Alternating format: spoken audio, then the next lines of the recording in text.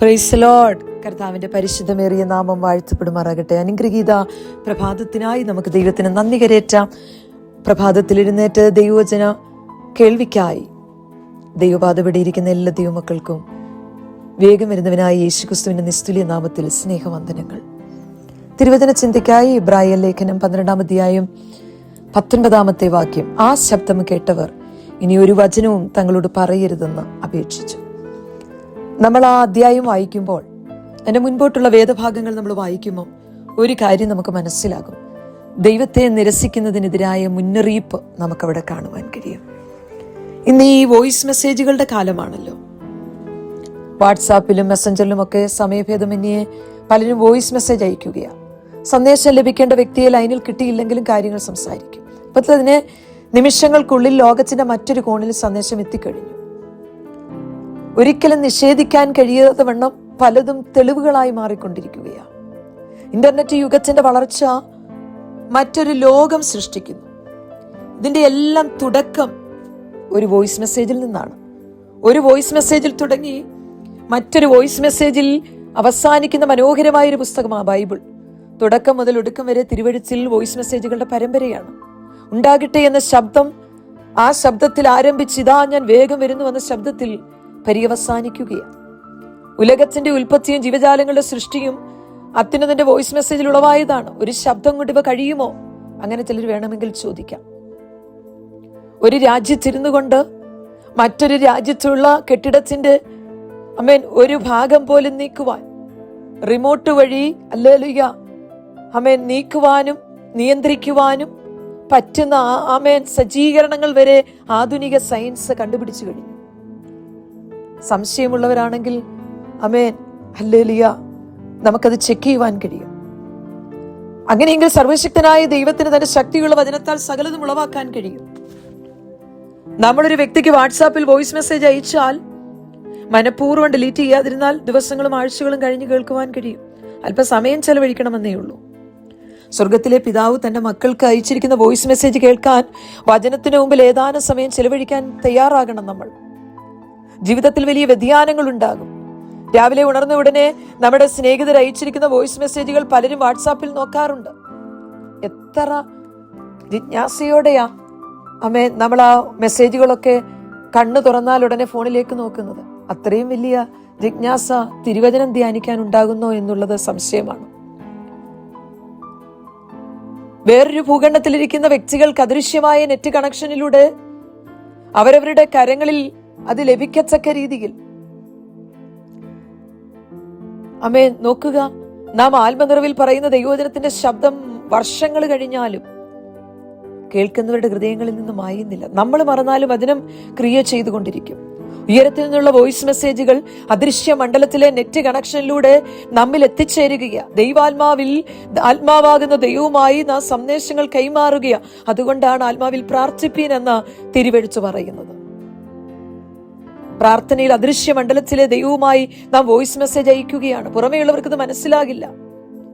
29-ാം സങ്കീർത്തനക്കാരൻ വിളിച്ചു പറയുന്നു, യഹോവയുടെ ശബ്ദം ദേവദാരുക്കളെ തകർക്കുന്നു, അഗ്നിജ്വാലകളെ ചിന്നിക്കുന്നു, മരുഭൂമിയെ നടുക്കുന്നു, മാൻപേടകളെ പ്രസവിക്കുമാറാക്കുന്നു, വനത്തിന്റെ തോലുരിക്കുന്നു. അപ്പം തകർക്കേണ്ടത് ചിലത് തകർക്കുവാൻ, നമ്മെ ദഹിപ്പിക്കുവാൻ വരുന്ന തീജ്വാലകളെ ചിന്നിച്ചു കളയുവാൻ, ചിലർക്ക് ഭയവും ഭീതിയും അയക്കുവാൻ, ചില ആത്മീയ ശിശുക്കൾ ജനിക്കുവാൻ ഇത് സഹായിക്കുകയാണ്. ദൈവത്തിന്റെ വോയിസ് മെസ്സേജുകൾ വ്യത്യസ്ത നിലകളിൽ പ്രവർത്തിക്കും. ഇവിടുത്തെ വോയിസ് മെസ്സേജുകൾ ഭയപ്പെടുത്തുന്നതും വേദനിപ്പിക്കുന്നതും ഒക്കെയുണ്ട്. തളർത്തുന്ന വോയിസ് മെസ്സേജുകൾ കേട്ട് തകർന്ന് നമ്മളോട് ഉയരത്തിലെ വളർത്തുന്ന ശബ്ദം സംസാരിക്കും. ഭയപ്പെടണ്ട, ഞാൻ നിന്റെ കൂടെയുണ്ട്. ജീവദായകനായ യേശുവിന്റെ ജീവിപ്പിക്കുന്ന ശബ്ദം പ്രതീക്ഷയറ്റ മേഖലകളിൽ ജീവനും ചൈതന്യവും പകരും. കാറ്റും കടലും നാഥന്റെ വോയിസിന് മുമ്പിൽ കീഴടങ്ങി. ആ ശബ്ദം കടന്നു ചെന്നെടുത്ത് രോഗികൾ സൗഖ്യമായി, മരിച്ചവർ ഉയർത്തെഴുന്നേറ്റു. ഈ കാലഘട്ടത്തിലും ആ വോയിസ് മെസ്സേജുകൾ ജീവിതത്തെ രൂപാന്തരപ്പെടുത്തി പാപമോചനവും രോഗസൗഖ്യവും സമാധാനവും പകർന്നു നൽകിക്കൊണ്ടിരിക്കുകയാണ്. പഴയ നിയമത്തിൽ ദൈവം പണ്ട് ഭാഗമായിട്ടും വിവിധമായിട്ടും പ്രവാചകന്മാർ മുഖാന്തരം സന്ദേശങ്ങൾ അയച്ചു. എന്നാൽ ഈ അന്ത്യകാലത്ത് പുത്രൻ മുഖാന്തരം നമ്മളോട് അവിടുത്തെ സന്ദേശം അയക്കുകയാണ്. തിരുവചനത്തിൽ നമ്മൾ വായിച്ചതുപോലെ ആ ശബ്ദം കേട്ടവർ ഇനി ഒരു വചനവും തങ്ങളോട് പറയരുതെന്ന് അപേക്ഷിച്ചു. പഴയ നിയമത്തിലെ വോയിസ് മെസ്സേജുകളൊക്കെ മേഘം, കുരിരുട്ട്, കൊടുങ്കാറ്റ്, കാഹളനാദം, വാക്കുകളുടെ ശബ്ദം എന്നിവയ്ക്ക് അടുക്കലല്ലോ നിങ്ങൾ വന്നിരിക്കുന്നത്. അതായിരുന്നു കത്തുന്ന മുൾപ്പടർപ്പിലും പുകയുന്ന മലയിൽ നിന്നൊക്കെ പുറപ്പെട്ട വോയിസ് മെസ്സേജുകൾ അത്യന്തം പേടിച്ച് വിറയ്ക്കുന്നതായിരുന്നു. പുതിയ നിയമത്തിൽ അബ്ബാ പിതാവേ എന്ന് വിളിച്ചുകൊണ്ട് ഏത് സമയത്തും കൃപാസനത്തോട് അടുത്ത് ചെല്ലുവാൻ കഴിയുന്ന പുത്രത്വത്തിന്റെ പദവി നമുക്ക് ലഭിച്ചിരിക്കുക. ദൈവത്തിൽ നിന്ന് ആലോചനകൾ പ്രാപിച്ച് മുഖം നോക്കാതെ ദൂത് കൈമാറുന്ന സന്ദേശവാഹകരെ ഈ കാലഘട്ടത്തിൽ നമുക്ക് ആവശ്യമുണ്ട്. ജനത്തിന് ഇഷ്ടപ്പെടുന്നത് പറയുന്ന ഒരു കാലഘട്ടത്തിലേക്ക് വന്നി ചേർന്നിരിക്കുകയാണ്. ഉലകത്തെ രൂപപ്പെടുത്തിയ വോയിസ് ജഡമെടുത്ത മനുഷ്യനായി വന്നു. ആ മെസ്സേജ് ഇന്നും വ്യക്തികളെ പണിയുക, ഹൃദയങ്ങളെ രൂപാന്തരപ്പെടുത്തിക്കൊണ്ടിരിക്കുകയാ.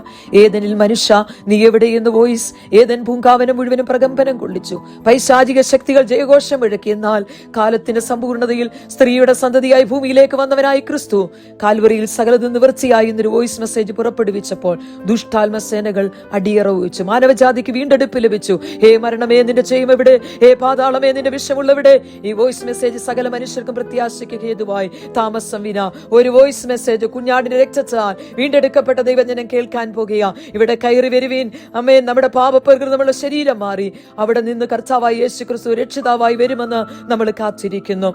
ഹല്ലേലൂയ. എന്നാൽ നാം ഇപ്പോൾ തന്റെ പുത്രന്റെ സ്വരൂപത്തോട് അനുരൂപപ്പെടണം. അതിന് നമ്മൾ മനസ്സ് പുതുക്കി രൂപാന്തരപ്പെടണം. നഷ്ടപ്പെട്ട പാപിയെ തേടി മനുഷ്യ നീ എവിടെയെന്ന് വോയിസ് മെസ്സേജ് ഇന്നും കേൾക്കുന്നു.